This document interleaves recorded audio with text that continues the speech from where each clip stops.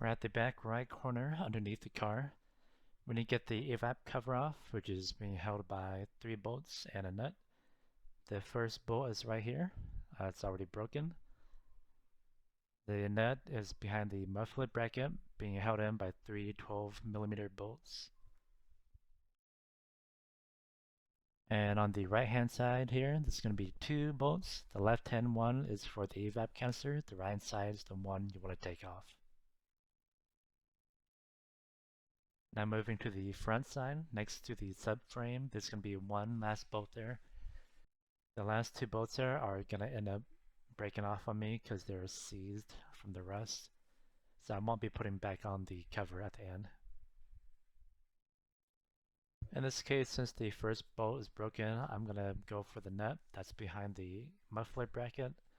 So 3 12mm bolts here, holding it in.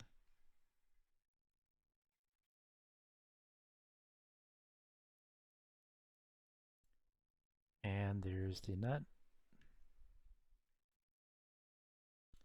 Thankfully, I was able to get the nut off without breaking the thread. As for the 2 bolts that weren't broken earlier, now they are broken.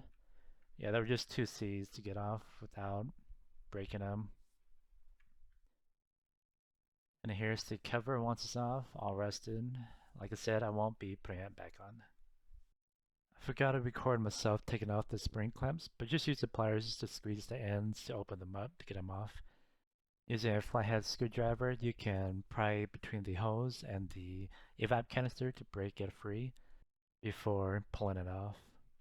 The third one here is for the EVAP control valve, which is a common failure for these Nissans and Infinitis. If you're trying to just replace this valve, you can watch my other video on how to do that.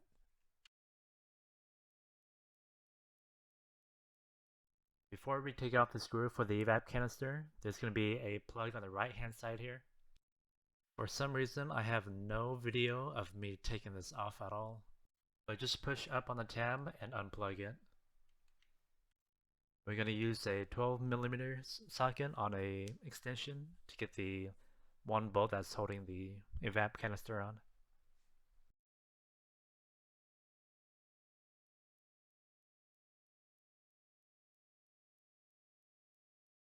And once we get here, we can take off the upper plug for the vent control valve.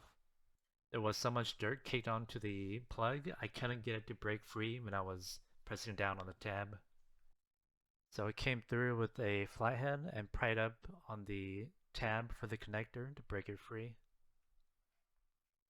And then once I had it broken loose, I can press down on the tab and unplug it.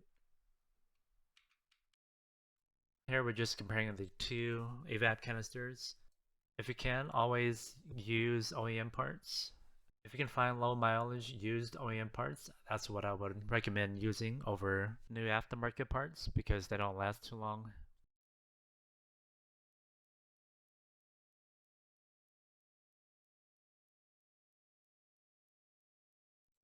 And to put the EVAP canister back on, there's going to be an upper tab we need to fit into this opening on the EVAP canister, along with the 12mm bolt.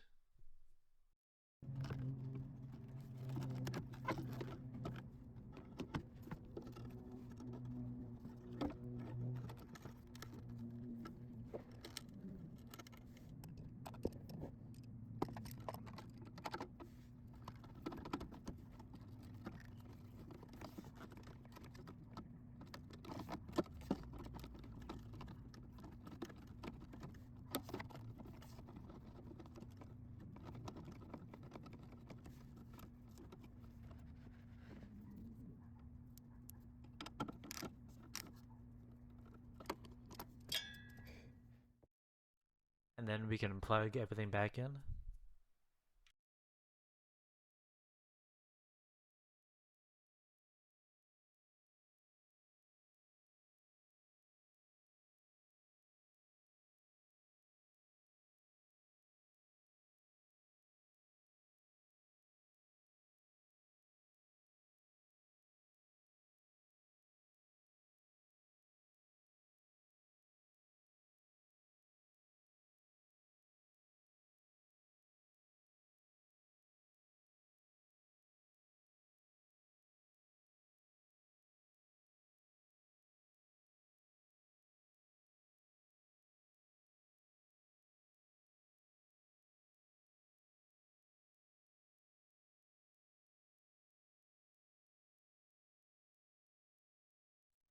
And make sure to double check just to make sure everything's plugged in.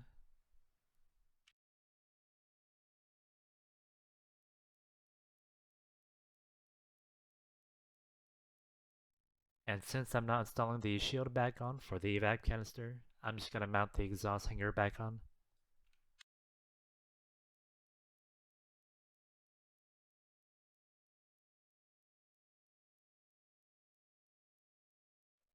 And that's more or less how to change your EVAP canister on a INFINITI EX35. Thank you for watching.